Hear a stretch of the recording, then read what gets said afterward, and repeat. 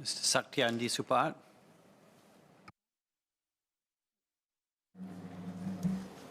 Mr. Deputy Speaker, first I'd like to declare that I work in a foreign bank. Mr. Deputy Speaker, the Bretton Woods Agreement Act enables Singapore to participate and perform its obligations as a member of the IMF and the World Bank. The two organizations continue to play a key role in facilitating cooperation between more than 180 member countries to promote financial stability and monetary cooperation. Many will not know that Singapore officially joined World Bank on 3rd August 1996, shortly after independence from Malaysia. As we started out as a developing nation, we benefited from no less than 14 loans from the World Bank between 1963 to 1975 to build our water, port, sewage, power and telecommunications infrastructure. These loans were repaid by mid-1980s, and today, Singapore is a developed country who is more likely to provide rather than receive assistance through the World Bank and the IMF. We contribute not only because we should give back to the international community, but also because a prosperous and growing global economic environment is important to our open, trade-dependent economy. Mr. Deputy Speaker, this amendment bill mainly makes changes to Section 6A of the Act, which was introduced not too long ago in 2016. When we debated the addition of Section 6A back in 2016, I noted the strong safeguards applicable for Singapore to provide loans, grants and other forms of financial assistance to the IMF for its arrangements and programs, including the need for Parliament's approval in the case of grants. Since the introduction of Section 6A, I would like to ask MOS, how many times has MAS agreed to provide financial assistance under that section, and what is the total value of such financial assistance, including loans and grants?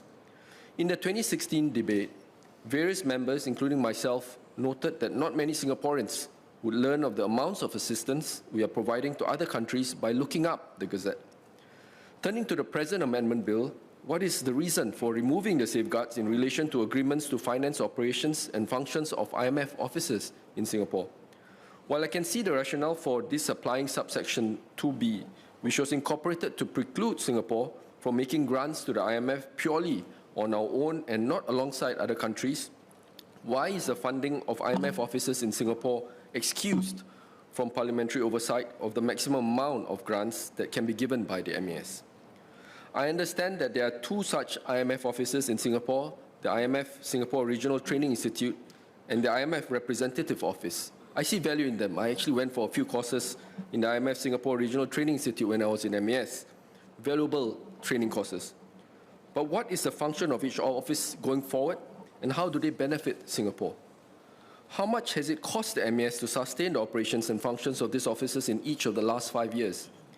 As any grant to the IMF would be an expense that reduces the amount we accumulate in Singapore's official foreign reserves, who would exercise oversight over the MAS discretion if it is not the Parliament?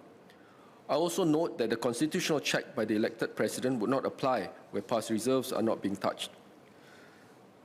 Mr. Deputy Speaker, this amendment bill also introduces another cover, whereas the Act currently provides that any loan agreement must provide the MAS with the right to require early repayment upon the suspension or premature termination of the IMF arrangement or program.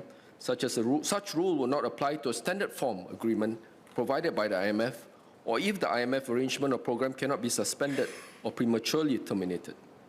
In relation to the first class of exempted agreements, I'm concerned that this would cover the majority of instances where IMF requests Singapore to provide assistance in support of an IMF arrangement or program for the benefit of one or more countries.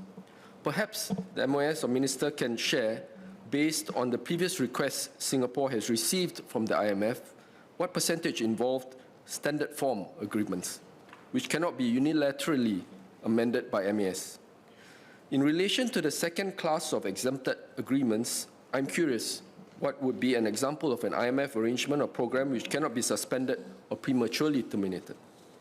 Mr. Deputy Speaker, today Singapore is indeed in a privileged position to be able to contribute to help lower income countries in their development, as we had actually benefited from previously in the 60s. Even as we do that, we must stay true to our enduring quality of prudence in public spending. Every expense is an amount that could otherwise be accumulated into our official reserves, which we know are there to tide us through major crises like the recent COVID-19 pandemic and for many crises in the future. Mr. Deputy Speaker, notwithstanding the clarification sought, I support the bill. Thank you.